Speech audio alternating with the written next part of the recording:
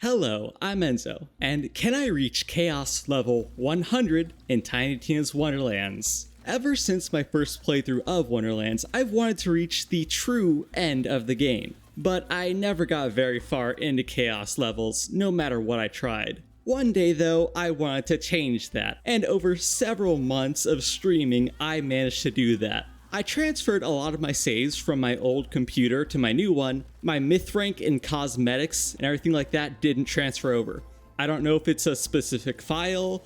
I really was hoping it was going to be cloud saved, but I guess not. So my character isn't going to be what I want it to look like. It's hard to achieve like anime characters because of how Wonderlands is designed, but oh well. I'll finish up my character way later on. When I was selecting my traits, I was originally planning a completely different build from what I ended up with. So I chose Barnacle Scraper for critical damage and skill cooldown, but I should have gone Rogue Alchemist for elemental damage.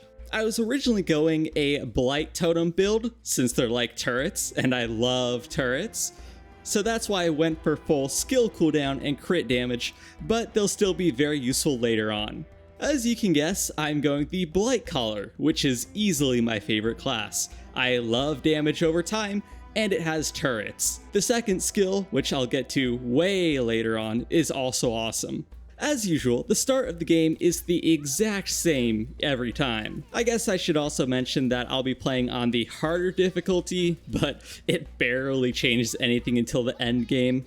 Things only get interesting once I get my Bog Totems. I keep saying they're like turrets, but unlike Zane's drone, Axton's turret, or Roland's turret, they're way different. I'm pretty sure the projectiles can go through cover, they automatically home in on the enemy, and the elemental type is based on whatever gun you're holding when you summon them. Needless to say, they're pretty powerful. Since I can use anything, Ribula is a relatively quick fight, as it always is, but he is actually a pretty difficult first boss, especially depending on what you get at the beginning. The end of the fight always seems to be a close call for me. Looking at the footage, I'll be honest, a lot of this run was an absolute cakewalk, as it always is. And the run really doesn't get interesting until the end, aka the Chaos Chamber. Because of that, I'm going to kind of speedrun the main story.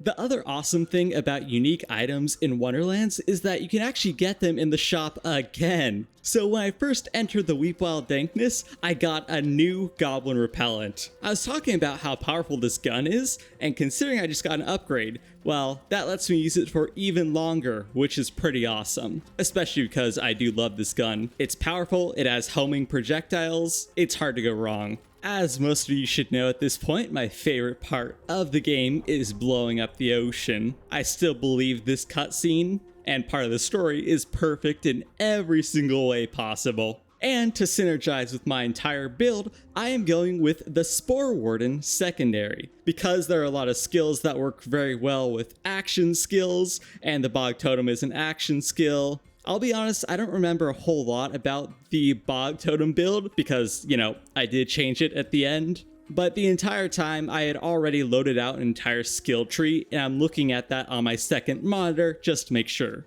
Before I leave the Weepwild Dankness, I decided to farm the Obelisk Shroom for a while. I was hoping to get a Ruby's Spite because it's a very powerful early game gun, but my luck is absolutely horrible. Well, quite literally. And because my loot luck is relatively low, I did collect all of the loot dice in a previous playthrough, and thankfully that transferred, but since I'm not at the end game yet, yeah, my loot luck still sucks. So I didn't get it. Another favorite stop of mine is Tanglewood Drift. All in all, I think this is the best map in the game, without a doubt. It's incredibly well designed, it is absolutely beautiful, and it's got some fun side quests in it. Not to mention all of the enemies. Every run I do this 20,000 years under the sea, which first of all, funny Bioshock reference, but more importantly has an awesome reward at the end. The shotgun it gives you is just insanely powerful, pretty much no matter what character you play. The only issue with the mission is that it's like 60% talking, 30% walking, and like 10% actual combat. I mean, that describes a lot of missions in Wonderlands and 3, but still. Funnily enough, that is the main reason I skip a lot of missions in these two games, but this is one of the few that's absolutely worth it for the reward at the end. And really, there was nothing interesting until the Dragon Lord. I mean, this is the final boss, that's the main reason I'm noting this part. But something super interesting is that I'm only level 36. You see, in pretty much every other run at this point, I would already be max level. However, since I didn't really feel like doing a lot of the side quests, I'm, well, not max level.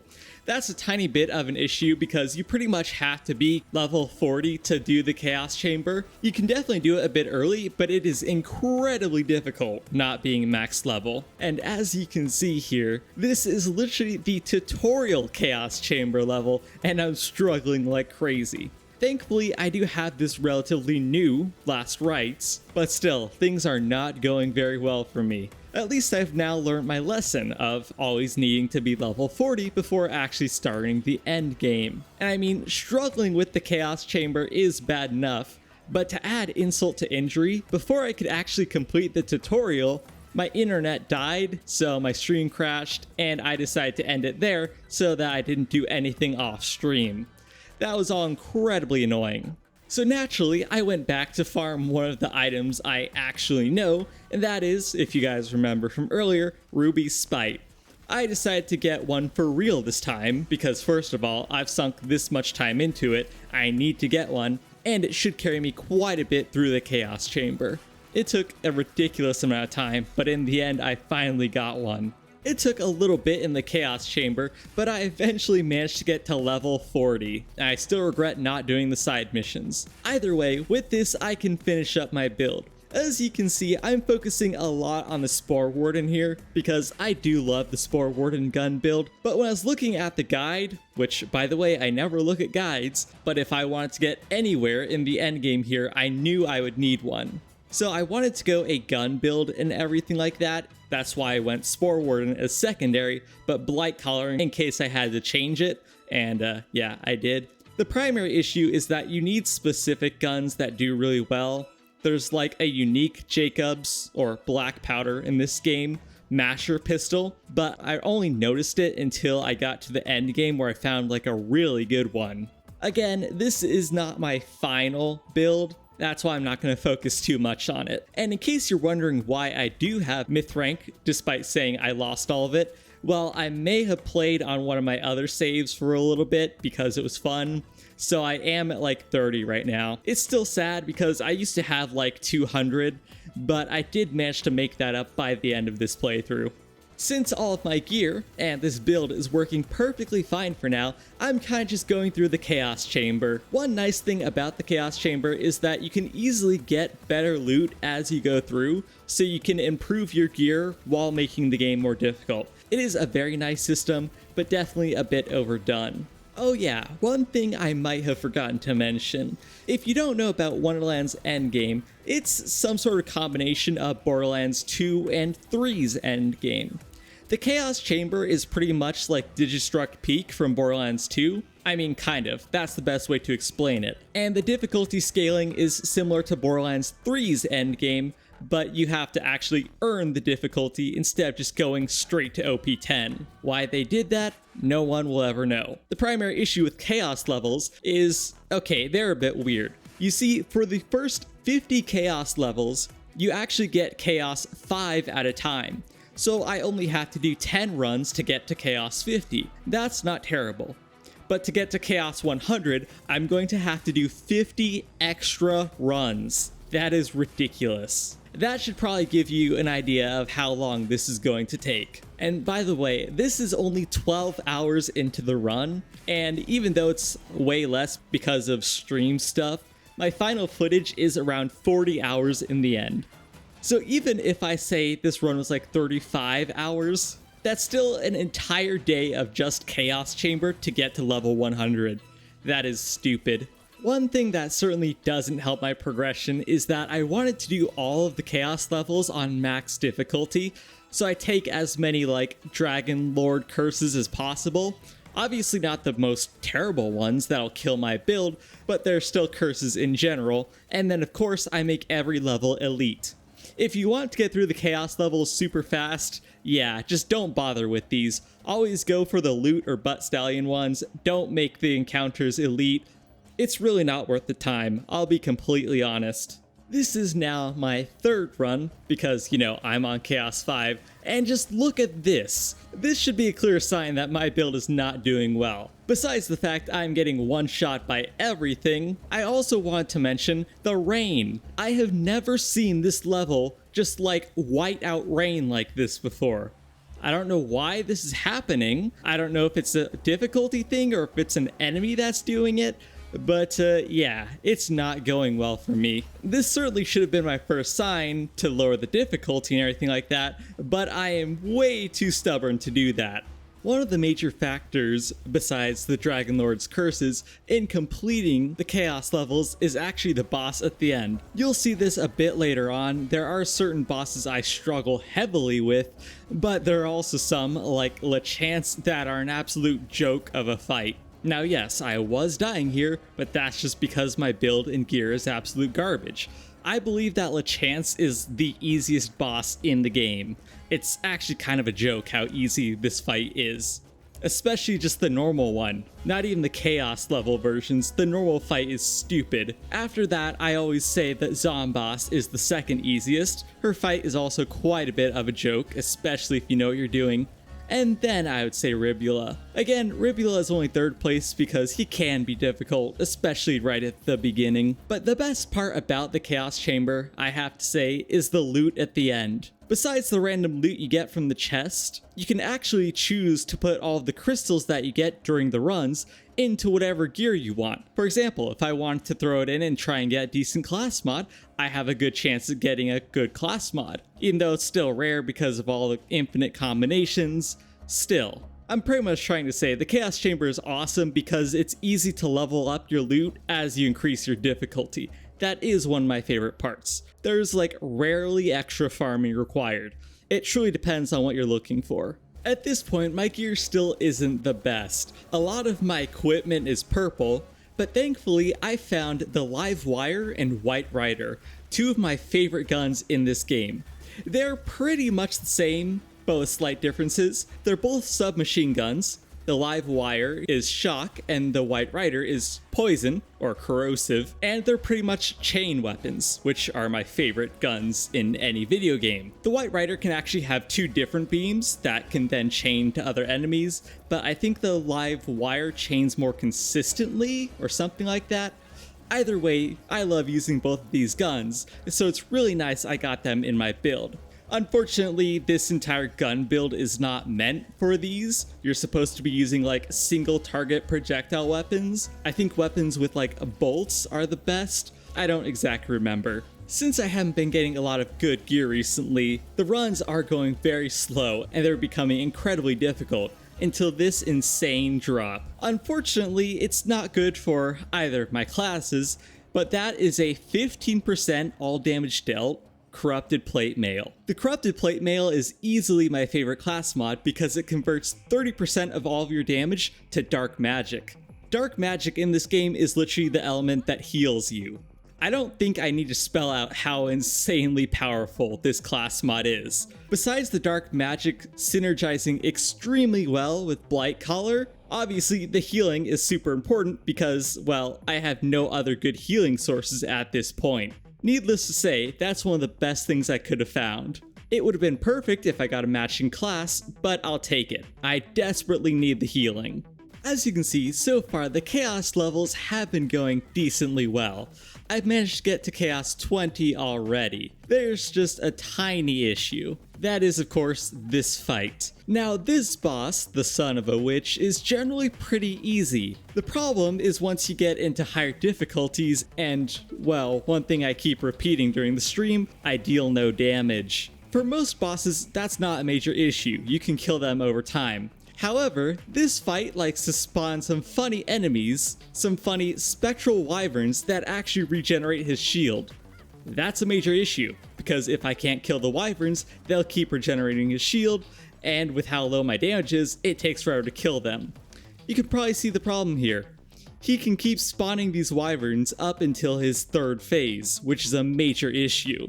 And considering most of his attacks just one-shot me in the end, I eventually decided to go back to the easier difficulty so that I could get some actual damage and manage to beat this fight. At the very least, it was a good lesson because now I understand that I truly need a better build.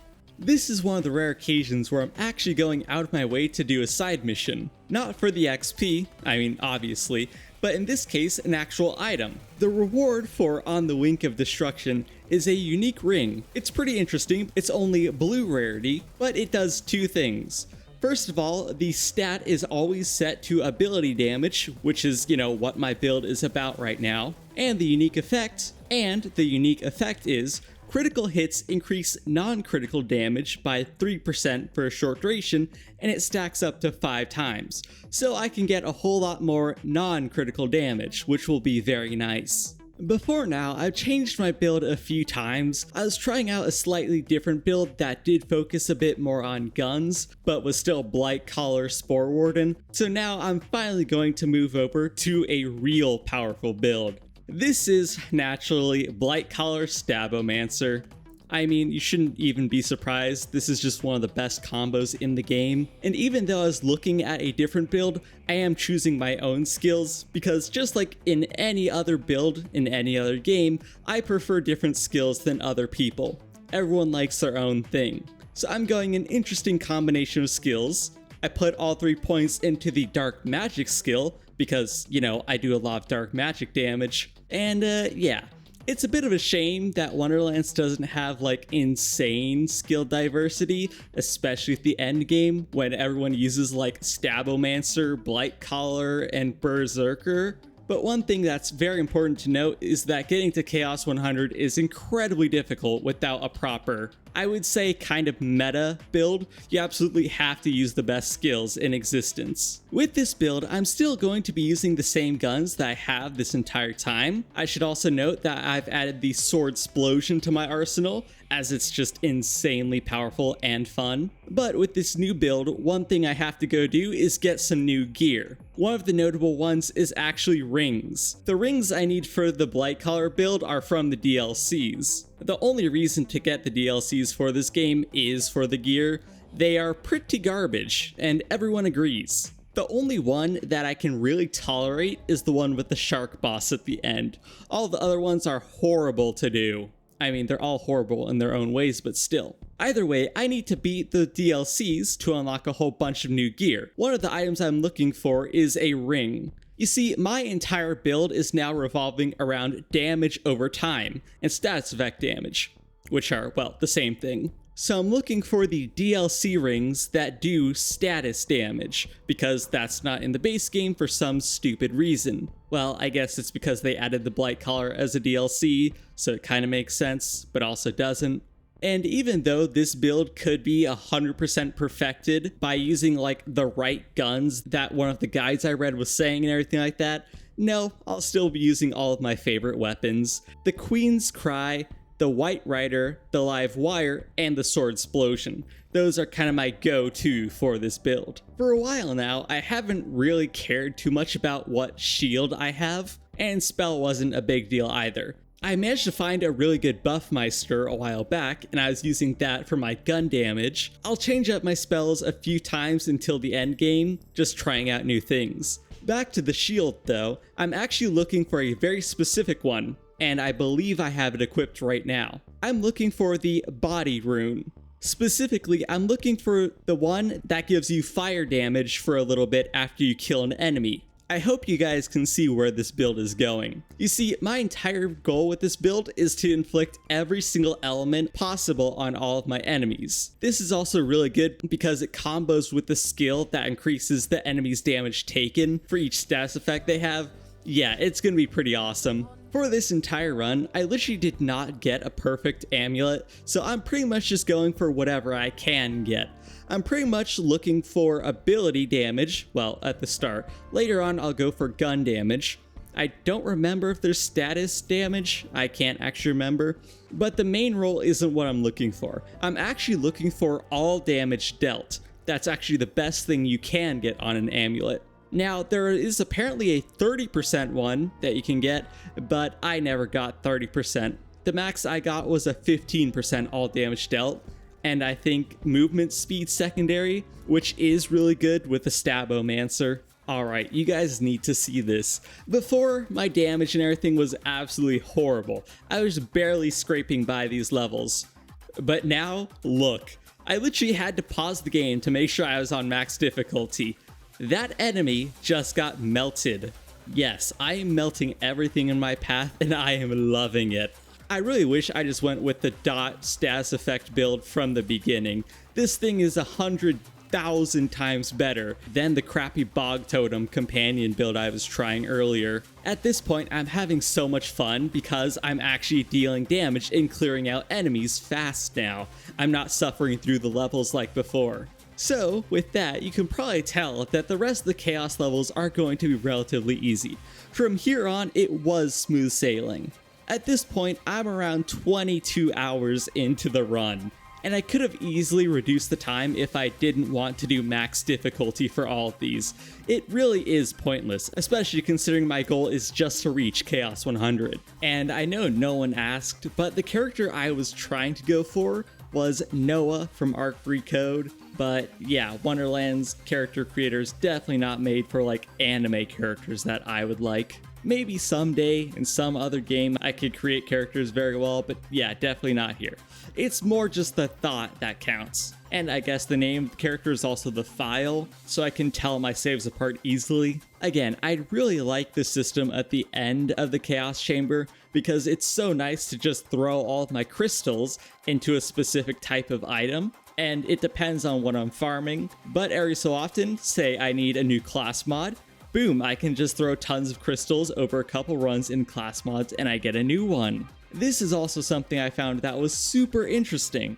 A blank slate, yes, okay, I know that, but it has ability level +1. I have no clue what that does. If someone does know, please tell me in the comments, because I'm super curious at this point. It does say for Stabomancer, I think that's what the class is, but I am Stabomancer right now. Yeah, I'm not 100% sure what that ability level +1 means. Even though I started out this run with the intention of going all in on the Bog Totem, one of my viewers recommended that I try out the Plague Storm.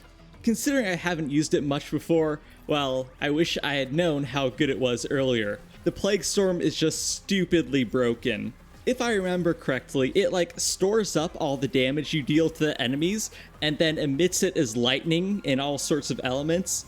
As you can see here, the Obelisk is the best example. It just shreds everything in its path.